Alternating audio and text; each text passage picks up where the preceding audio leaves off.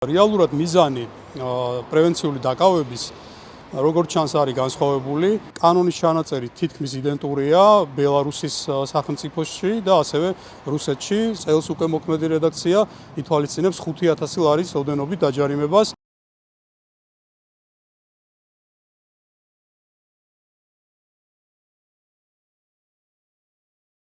პრევენციული დაკავების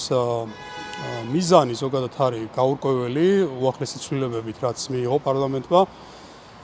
ვინაიდან სამართალდარღვევათა კოდექსი პირდაპირ ამბობს, რომ სამართალდარღვევის თავიდან აცილება არის კანონის მიზანი და ასევე საზოგადოებრივი წესრიგის დაცვა. ორივე ამ მიზანს უნდა ემსახურებოდეს კანონი, რომელიც გამოიყენება მოქალაქეთა სიმშვიდის და წესრიგის დასაცავად. შესაბამისად, კანონის მიზანი უნდა იყოს სწორედ ეს, რომ დავიცვათ საზოგადოებრივი წესრიგი და ახალი სამართალდარღვევა ჩადენა ავიცილოთ თავიდან. რეალურად მიზანი პრევენციული დაკავების როგორც ჩანს არის განსხვავებული და კანონთან შეუსაბამო, იმიტომ რომ პრევენციული დაკავება თავისი არსით მოიაზრებს იმას, რომ პოლიციელს ნებისმიერ დროს შეუძლია დააკავოს პირი თავისი ვარაუდის საფუძველზე, მხოლოდ ის წინაპირობა უნდა არსებობდეს, რომ მას უნდა ქონდეს ჩადენილი სამართალდარღვევა მანამდე და განმეორებითი სამართალდარღვევის, ესე ვთქვათ, ეჭვის ვარაუდის საფუძველზე შეიძლება პოლიციელმა მიიღოს გადაწყვეტილება პირის დაკავების შესახებ, რაც ვფიქრობ გაუმართლებელია, ვინაიდან ესეთი პრაქტიკა არც ერთ ევროპულ ქვეყანაში, ცენტრალურ და დასავლურ ევროპულ ქვეყნებში არ არსებობს და ესეთი პრაქტიკა არის საკმაოდ გავრცელებული და კანონის ჩანაწერი თითქმის იდენტურია ბელარუსის სახელმწიფოში და ასევე რუსეთში, სადაც ანალოგიური მექანიზმი მოქმედებს სამართალდარღვევათა კოდექსში. შესაბამისად, პირის დაკავების საფუძველი აუცილებლად უნდა იყოს დასაბუთებული, უნდა არსებობდეს მოლოდინი და საფუძველი იმისა, რომ პირმა ჩაიდინა რაღაც ქმედება, მაგრამ მომავალში ჩაიდენს თუ არა გარკვეულ ქმედებას ან სამართალდარღვევას, ბუნებრივია ამას წინასწარ ვერავინ განსაზღვრავს და გაუმართლებელია ესეთი ტიპის გადაწყვეტილების მიღება პოლიციელის მხრიდან.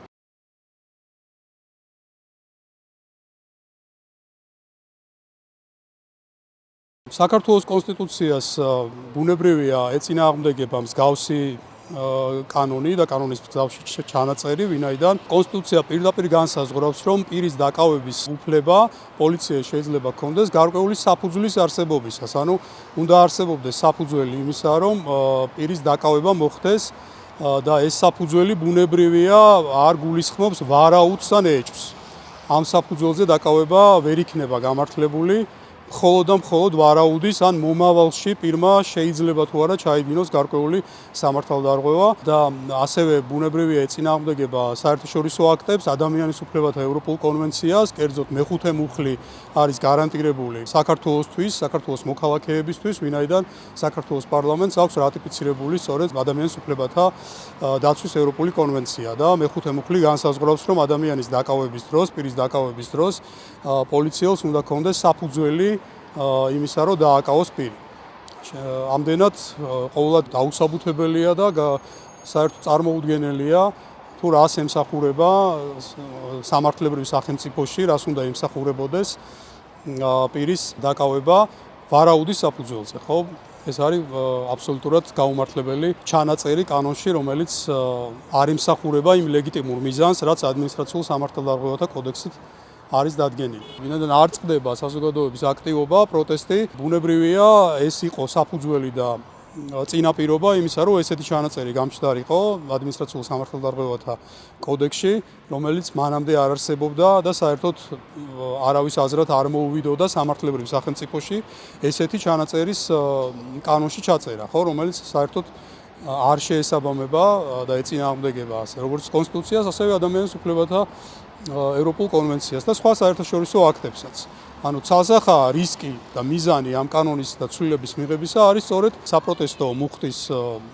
შემცირება ან მუხტის დაგდება, რაც საბოლოოდ გამოიწვევს იმას, რომ მათი ვარაუდით, რომ პროტესტი შეწყდება და აღარ გაგრძელდება.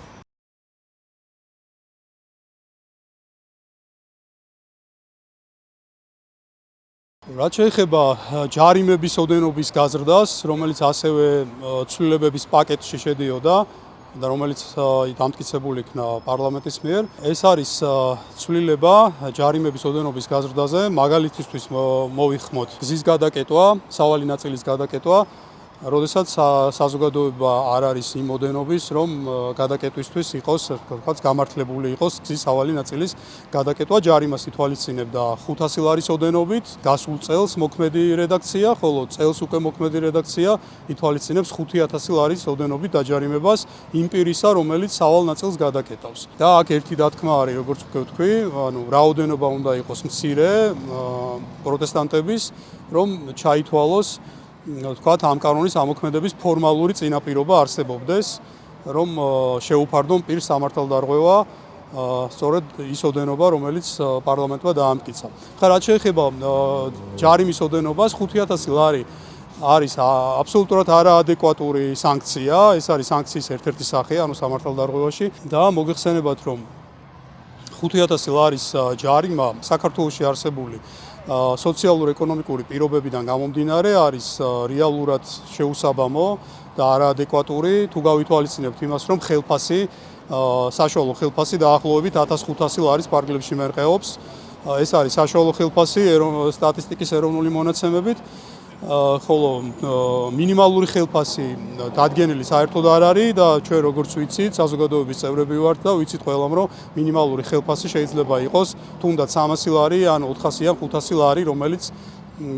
საერთოდ ვერ აკმაყოფილებს ვერანაირ სტანდარტს და 5000 ლარიანი ჯარიმის პირობებში როგორ წარმოუდგენია ხა საზოგადოებას და მთავრობას, ვინც ეს კანონი მიიღო, როგორ წარმოუდგენიათ, რომ გადაიხადოს ადამიანმა 5000 ლარიანი ჯარიმა იმ პირობებში, როდესაც ხელფასი არის საშუალო 1500 და მინიმალური ხო საერთოდ წარმოუდგენა არ აგვაქვს კანონმდებლობის დონეზე, გაწერილი არ არის მინიმალური ხელფასი და არის მხოლოდ დამსაქმებელსა და დასაქმებულ შორის შეთანხმების საგანი, რომელიც ძალიან მიზერულ ანაზღაურებას ითვალისწინებს.